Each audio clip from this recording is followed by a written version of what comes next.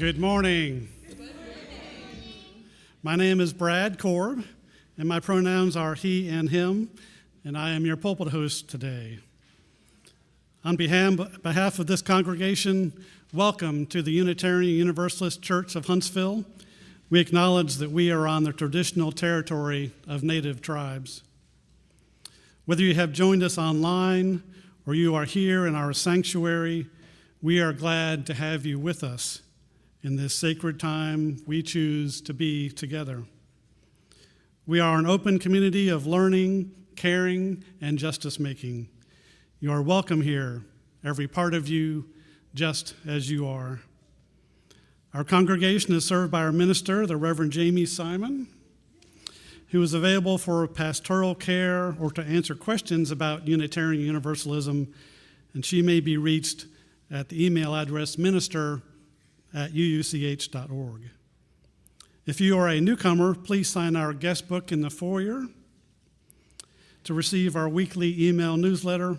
Also in the foyer underneath the name tag display are hearing assist devices available for anyone who may need them.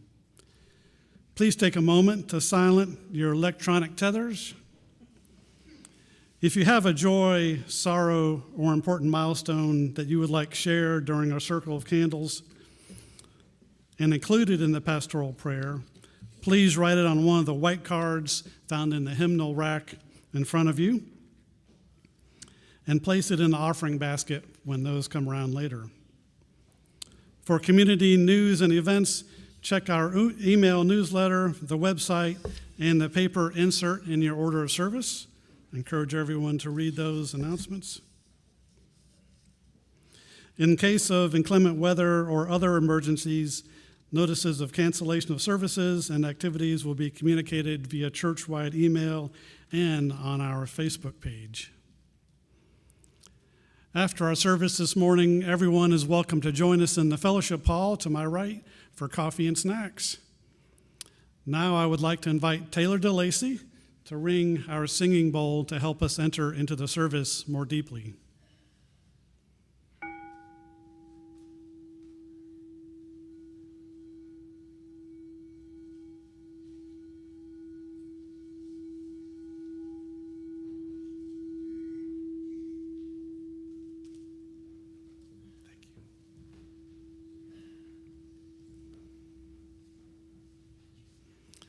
Finally, having gathered in a shared quest for truth, meaning, and purpose, let us light our chalice with these words by Claudine Oliva.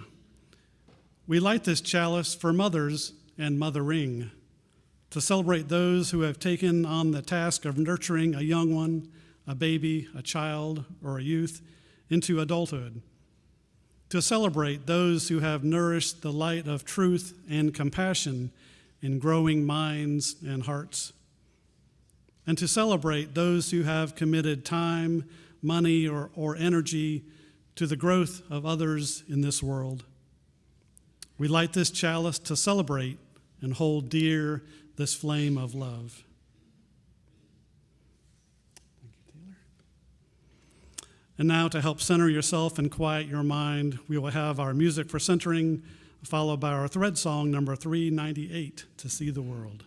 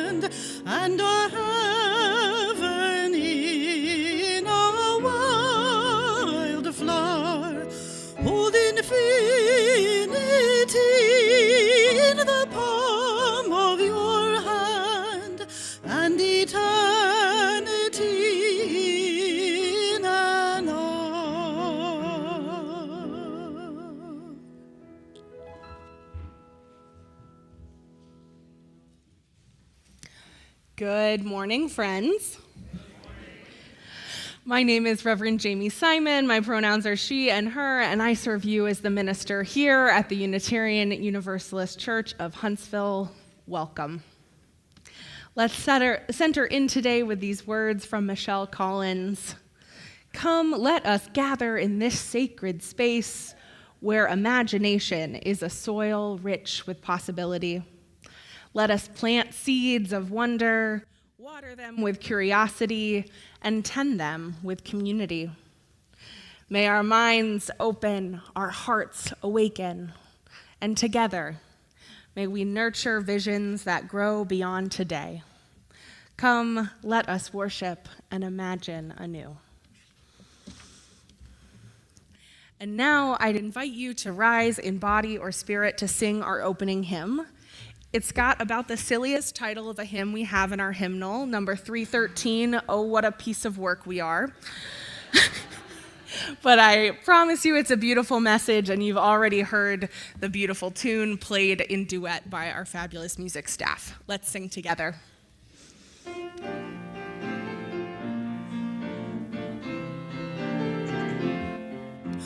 Oh, what a piece of work are we, how marvelously wrought, the quick contrivance of the hand, the wonder of our thought, the wonder of our thought. Why need to look for miracles outside of nature's law? Humanity we wonder at with every breath we draw, with every breath we draw. But give us room to move and grow, but give our spirit play, and we can make a world of light out of the common clay, out of the common clay. Each week, following our first hymn, we remain risen in body or spirit, and we sing our doxology and then speak in unison our words of aspiration, which Alexis is going to lead for us this morning. When we get to those words of aspiration, please turn in and face each other, speaking these words as words of promise in community. Let's sing.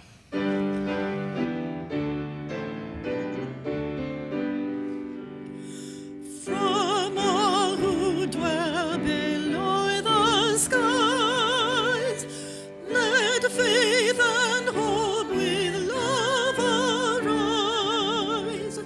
Let beauty, truth, and good be sung through every land, by every tongue. De todos bajo el gran sol, sura esperanza fe amor, verdad está cantando, de cada tierra, cada voz. May love be the spirit of this church. May the quest be its truth, be its sacrament. May service be its prayer. May love preserve in peace, so knowledge and freedom. In this in fellowship. This is our aspiration. Thank you. You may be seated. Thank you, Alexis, so much for that. And now I'm going to invite our children and youth to come forward for our Story for All Ages. And if you can see, we've got a lot of beautiful flowers up here at the front, so we're going to ask you to sit on the carpet and not up on this front railing.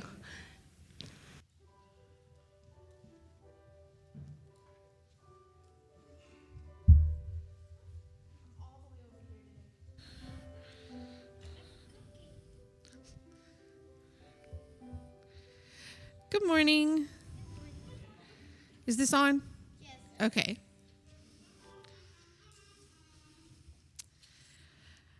Today's book, have a seat. Today's book, this month's theme is about imagination. And so today's book is about ideas and using our imaginations. And it's about what we do with those ideas that we have and how we use them to change the world. What do you do with an idea? Written by Komi Yamada, illustrated by May Beeson.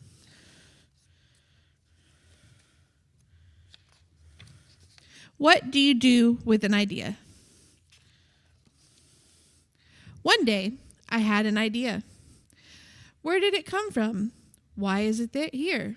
I wondered, what do you do with an idea? At first, I didn't think much of it. It seemed kind of strange and fragile. I didn't know what to do with it, so I just walked away from it. I acted like it didn't belong to me.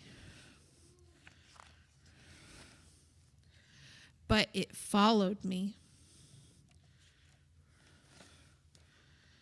I worried what others would think. What would people say about my idea? I kept it to myself. I hid away, and I didn't talk about it. I tried to act like everything was the same as it was before my idea showed up.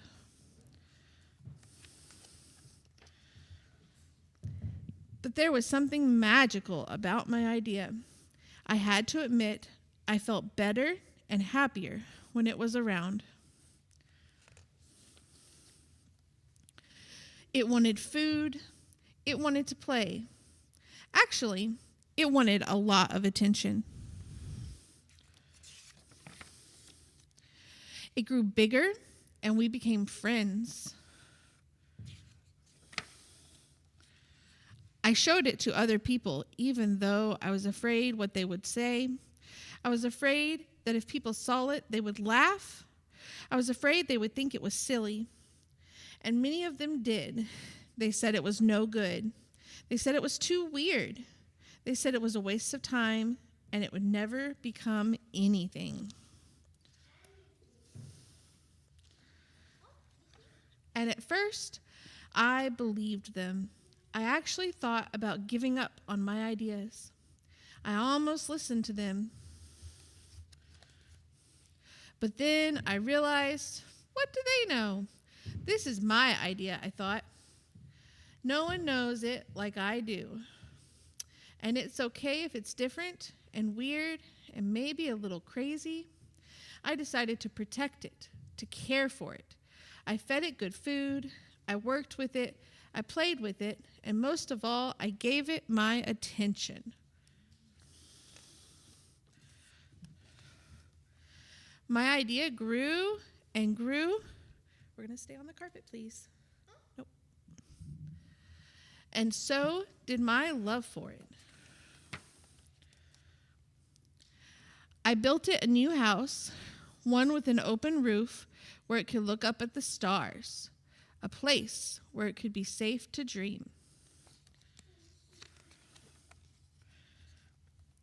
I liked being with my idea. It made me feel more alive, and I could do anything. It encouraged me to think big and then to think bigger. It shared its secrets with me. It showed me how to walk on my hands because it said, it's good to have the ability to see things differently.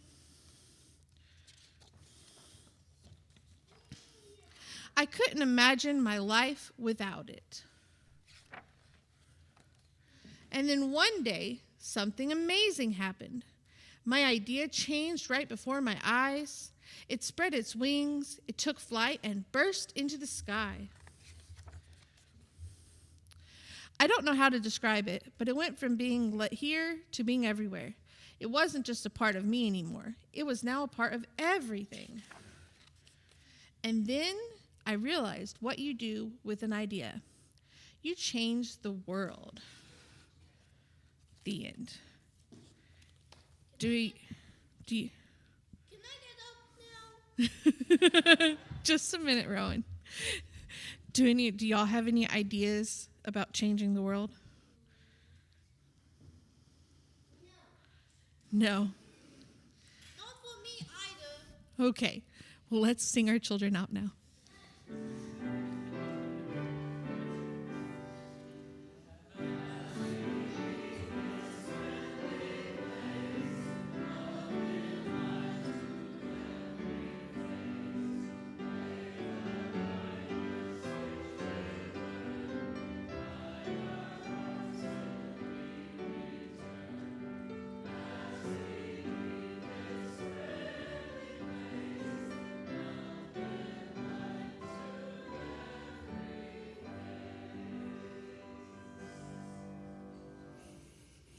We are the Unitarian Universalist Church of Huntsville, a proudly inclusive spiritual community.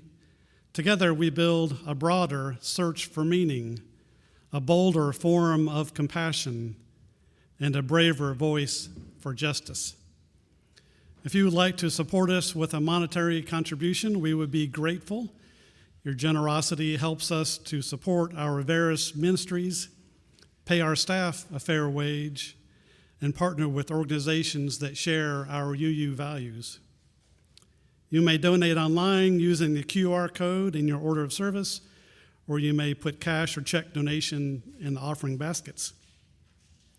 Completed Circle of Candles cards should also be placed in the offering baskets. And you are invited to come forward during this time and quietly drop a stone into the bowl of water here next to the ramp, in honor or memory of what you hold in your heart. Also, if you brought flowers today and they are still with you, please bring those up during the offertory and place them in the vases here in the front. It is through your generosity that we serve our mission here at UUCH. With gratitude, we now receive the offering.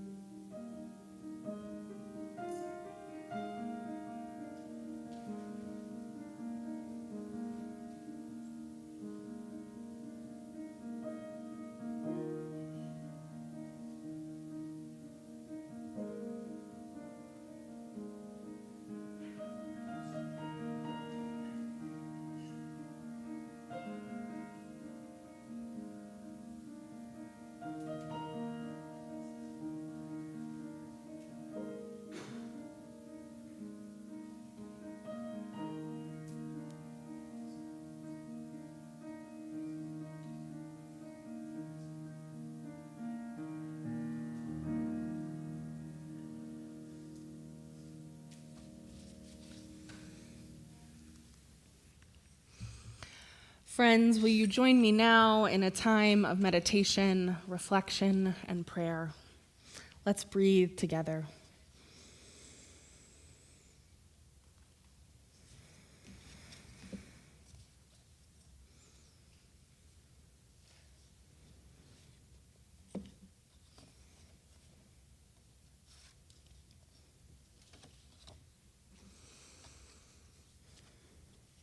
Great Spirit of life, be with us as we are with each other in these moments.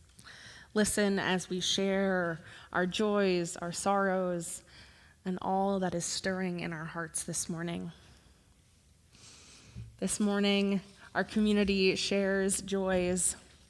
Nancy Finley shares that 12 years ago, Becky had a major brain hemorrhage, and they didn't know if she would live. Today is her 65th birthday, and she is alive and well. Hooray for Becky.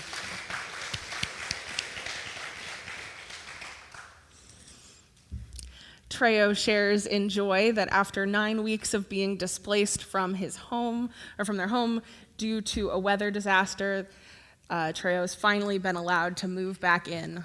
Huzzah, what a win.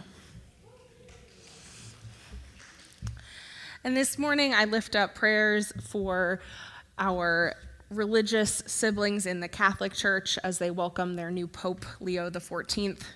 May the Catholic Church continue to practice love for those most on the margins, homeless, immigrants, refugees, and may they expand their love and their welcome to all people and all places.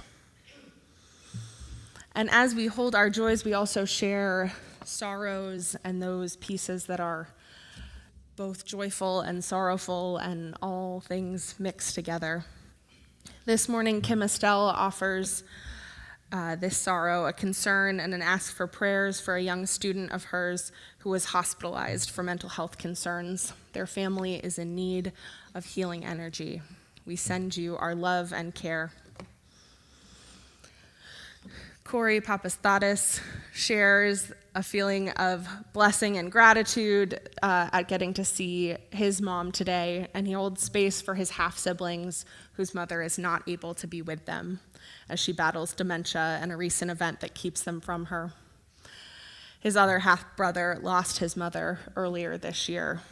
For the joys and sorrows of our mothers. And we share prayers for all people experiencing violence in the world, from Palestine to Pakistan to Yemen and Ukraine. May those with power to do so end the suffering in our world. In all these places of celebration, may kindness and connection grow. In all these places of pain and concern, may compassion and healing begin. And today, for Mother's Day, I continue our prayer with this prayer from Reverend Tess Baumberger. Whether or not we are mothers, we all have mothers. Mothers whose bodies nurtured our bodies as they emerged in the darkness. Mothers whose thoughts and feelings swirled through the currents of the womb. Mothers whose oxygen breathed into us to help root our souls into this world. However they nurtured us after, we all had that deep body connection before birth. Motherhood runs deeply through our lives, as do our feelings about mothering. The mothers of some gathered here have died in the past few years. As we breathe together, let us breathe comfort into the hearts of those children who mourn their mothers this morning. And there are mothers here who have children who have died, or children lost to estrangement. As we breathe together, let us breathe comfort into the hearts of those mothers who mourn their children. There are those among us who have always wanted to be mothers, but whose lives never presented them that opportunity. As we breathe together, let us breathe reassurance into the hearts of all those whose desire to nurture takes different forms. Acts of creativity, workings of the Spirit, care and nurturing for children and animals. There are those among us who have troubled pasts with their mothers, and those who have troubled presents and troubled futures with their mothers. As we breathe together, let us breathe strength and hope into the hearts of those whose connections to their mothers have twists that sometimes cause pain. And there are those among us who celebrate this day with mothers who are strong, loving, guiding forces, mothers who taught them to laugh, to sing, to cry, to think, to feel, to work, to play, to love.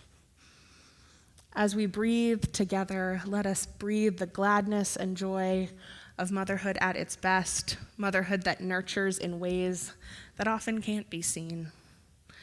Motherhood whose deep connections continue to feed our souls with the breath, the blood, the loving currents of life.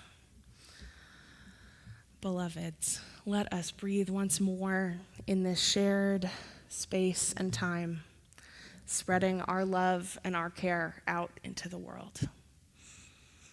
Blessed be, and amen, and let's sing together Meditation on Breathing, number 1009.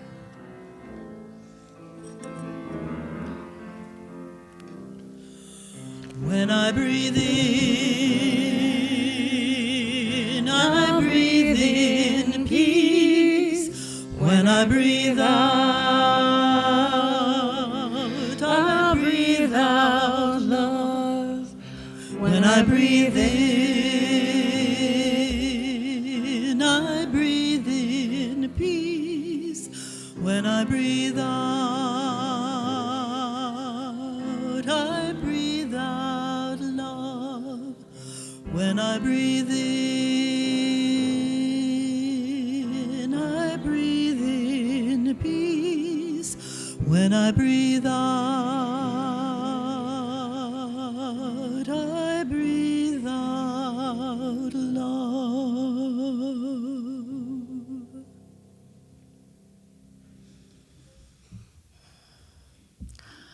I consider myself very, very lucky to have Joanne Dingus as my mother. My mom is creative, smart, funny, and she lives her life with a spirit of overwhelming generosity that I hope to someday inherit. She's the kind of person who will lend her car to her friend's, cousin's, neighbor's kid, and won't be mad if it comes home a little dinged up as long as the people are okay. She's the kind of mom who would let us bring home friends and stray animals and would make all of them feel right at home. I think our total was 6 pets at one point, which was a zoo for our suburban neighborhood. She's an artist, and my childhood home is her personal art museum, filled with paintings and sculptures and wild art pieces made out of the things she didn't have the heart to throw away, things she could see a use for. Every bathroom has a bead tile mosaic made out of the glass plate that spins in an old microwave. And above our couch, a set of old Venetian blinds have been transformed, woven into 2 mats with a sunburst spiral in the middle, spray painted on our driveway in bold rainbow colors. One summer even, after we'd learned about the artist Jackson Pollock, she let us splatter paint an old rusted out rototiller with all the leftover wall paint we could find in the shed. Even with plastic tarps, the grass really never looked the same after that. And my mom is a woman of deep, unbridled optimism. She has a positivity within her that's not easily shaken, even by the strife and suffering of the world. She follows in the tradition of Fred Rogers and looks for the helpers, because if you look around, there's always someone trying to help. And she's not thrown or thwarted by struggle because she believes things can and will get better if those of us who can and who care do our best to make it so. She believes that even now, hope is worth holding on to. And even though, truth be told, I didn't inherit her easy optimism, on this count, she is right. Beloveds, even now, hope is worth holding on to. And today, for Mother's Day and for my mother, I want to share with you a few little sparkles of hope peeking out in the gloom. How many of you have heard of the Yellowhammer Fund?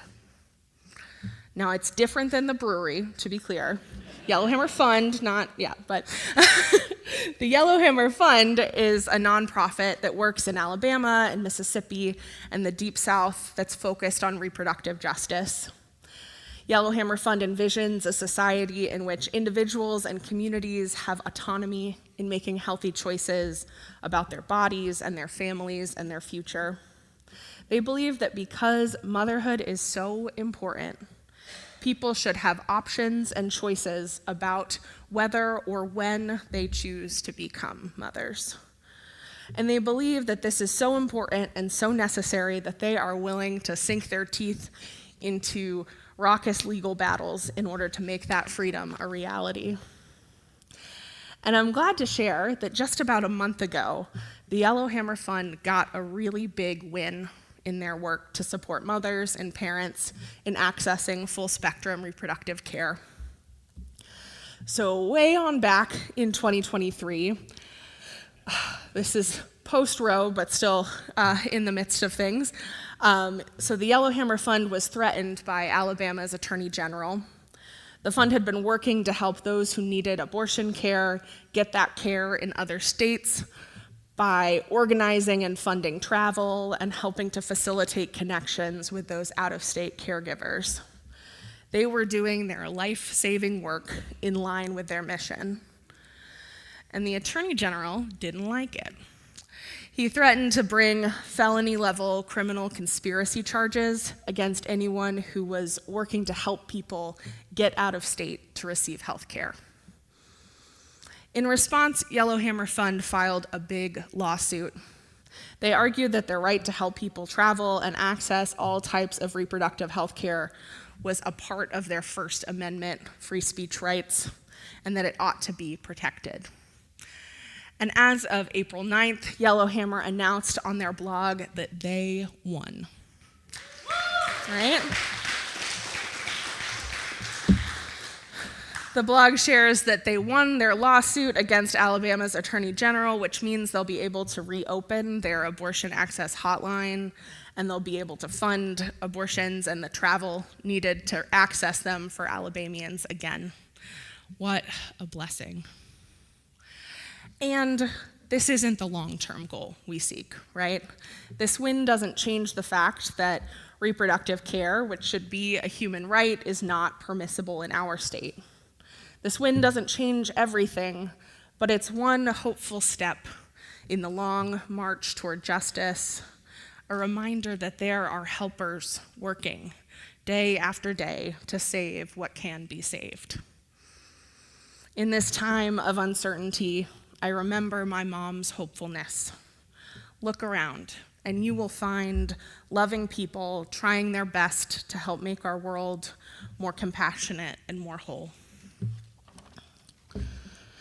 We also learned on this Friday the very, very good and hopeful news that Tufts PhD student Rameza Ozturk was released from ICE detention in Louisiana.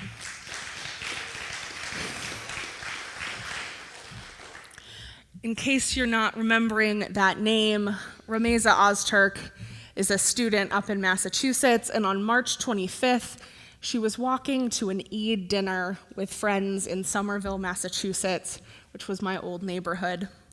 And as she walked down the street, video surveillance captures the moment when plainclothed ICE agents surrounded her, abducting her off the street into an unmarked van, driving her thousands of miles away from her community.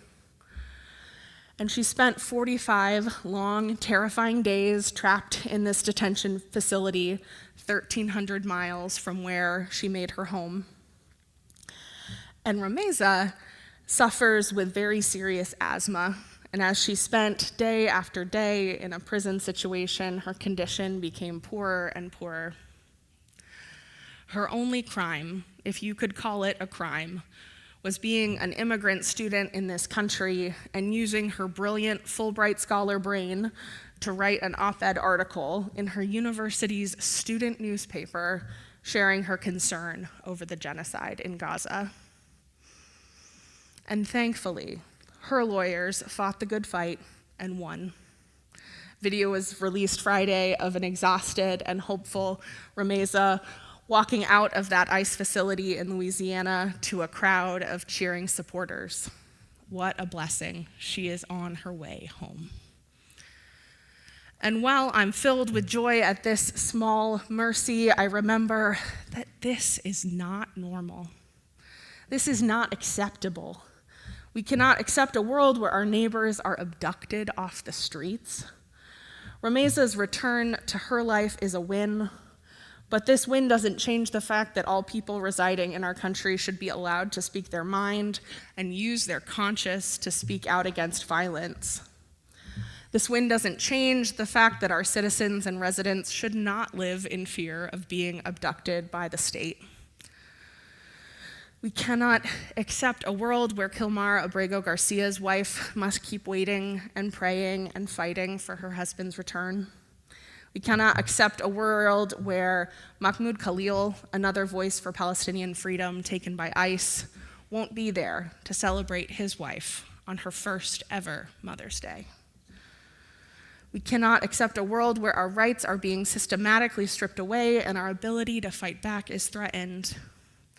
This win, Ramesa's win, doesn't change everything, but it's one hopeful step in the long march toward justice.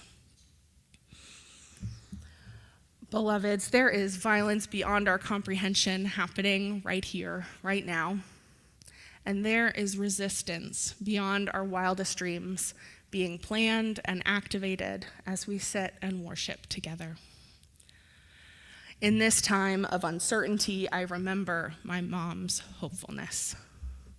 Look around, and you will find ordinary people trying their best to make our world more loving, more compassionate, trying desperately to save all that can be saved. Look around again and find yourself moved to join this resistance. On this Mother's Day, may we be creative and resourceful. May we be extravagantly generous and deeply hopeful. May we remember that we are the ones we've been waiting for. We are capable of loving resistance, and we will join with all who share our love for human dignity to make that resistance real. We are made for a love that will change the world. May we make it so. Blessed be and amen.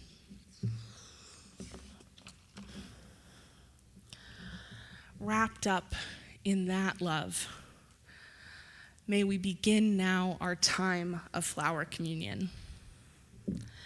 So in 1923, a Unitarian minister named Norbert Chopek wanted to create a ritual inspired by the Christian practice of communion, but more open and inviting, a better fit for the diverse liberal religious viewpoints of his large congregation. And so he developed flower communion. From their own gardens and the roadsides and anywhere they could find them, Chopek's congregants brought flowers and placed them up at the front in one large central vessel. And then later, after the flowers were blessed, each member of the congregation was able to take a flower home different than the one they had brought. In doing so, the church was reminded that each of us bring our gifts to this place, and we are transformed by the gifts of others. Just a few years after this first flower communion, unfortunately, Norbert Chopek was put in a concentration camp and died there for being outspoken and committed to human rights. His wife, who fortunately survived, moved to the United States and brought with her this ritual of flower communion. And now, Unitarian Universalists gather each spring to recreate and remake this ritual anew. In it, we remember that our own worth and the value and impact of each other person is beautiful and unique, like the flowers. So, beloveds, let's enter into this communion of flowers with joyful hearts. Enter with reverent thoughts, for it has taken long months beneath cold ground for these flowers to prepare their blooming. It has taken each of us a long time of growth through sorrow and joy to prepare for our living now. The blooming season is short. The flowers stay only a brief time. We, each travelers upon the earth, travelers through all too brief lifetimes. Therefore, let our moments together be bountiful. Let us rejoice in our unique colors, aromas, and sounds. Let us celebrate together in love that as we travel, we take with us the memory of golden hours together among the flowers. I invite you now to come forward for our flower communion. As you are able, I'm going to invite each side. So if you're in a pew, you're going to kind of go towards the walls, and we're going to make single file lines on the sides of our sanctuary. And what's going to happen when you get to the front, and there's going to be a front person on each side, you'll come towards the center and pick a flower that you think is really special and great. And then you'll have just a moment of connection with the other person, and you'll exchange your flowers. So we come up the sides, you pick a flower, your buddy picks a flower, you exchange them, and then you'll go back to your seats down the center aisle. Kind of clear? Beautiful. Take a moment to connect with your flower buddy. And if you are out in the audience and not feeling like moving up and doing the whole line business today, our ushers in the back are here to help. So if you just raise your hand or do a little wave, we'll make sure that a flower gets to you so that everyone can participate. Let the giving and receiving of flowers bring us joy and be our soul's deep communion this day. Let us begin.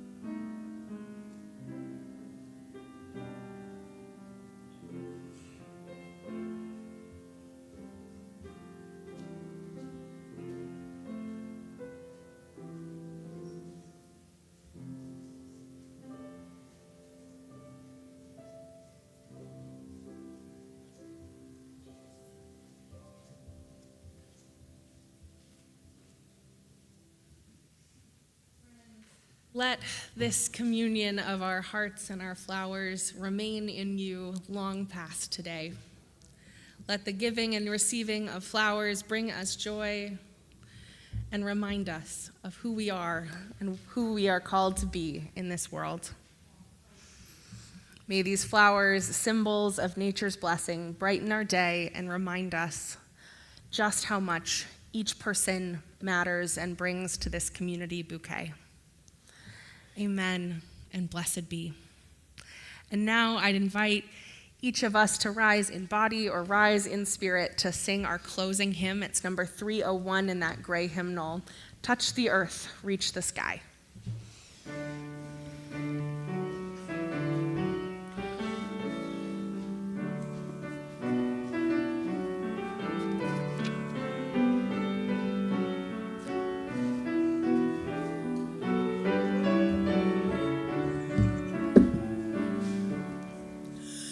Touch the earth, reach the sky, walk on shores where spirits fly, over the ocean, over the land, our faithful quest to understand.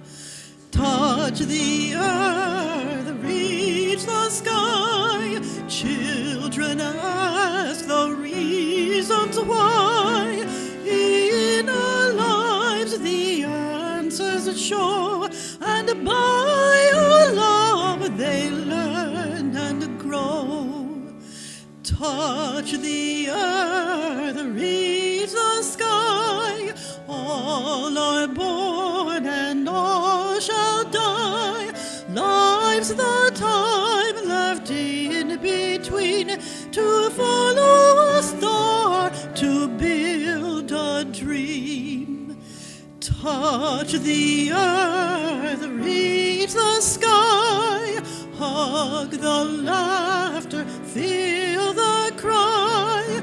May we see where we can give, for this is what it means to live.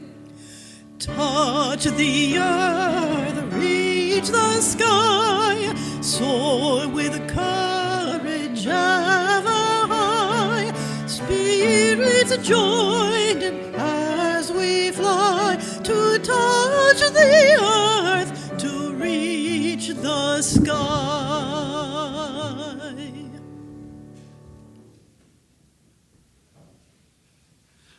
Now let us take a moment to extinguish our chalice with these words by Amanda Alice Uluhan.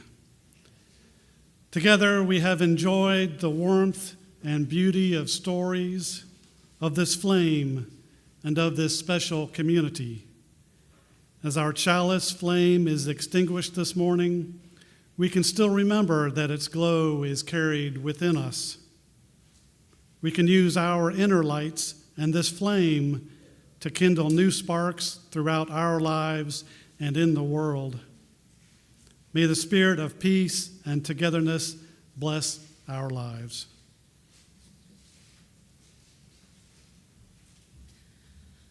Well, friends, our worship service now comes to a close. I'll be at the back of the sanctuary to greet you, and everyone is invited to stick around for coffee and conversation and good fellowship in our fellowship hall. For now, let us leave this time of worship with these words. Each of us are flowers, beautiful and unique, a precious gift to the universe. Each of us have needs for water, sunlight, nurturing, and care. It is through sharing ourselves and receiving the beauty and care of others that we learn and grow. May we live with deep reverence for the truth of our interconnectedness always. Amen. Blessed be, and let's go out singing our rite of community. Be Thou With Us, number 1039.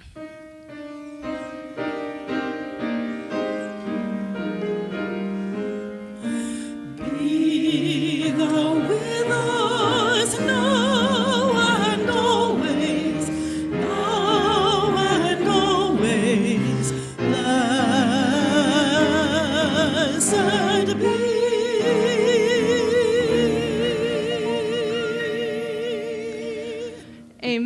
blessed be, and go in peace. Happy Monday.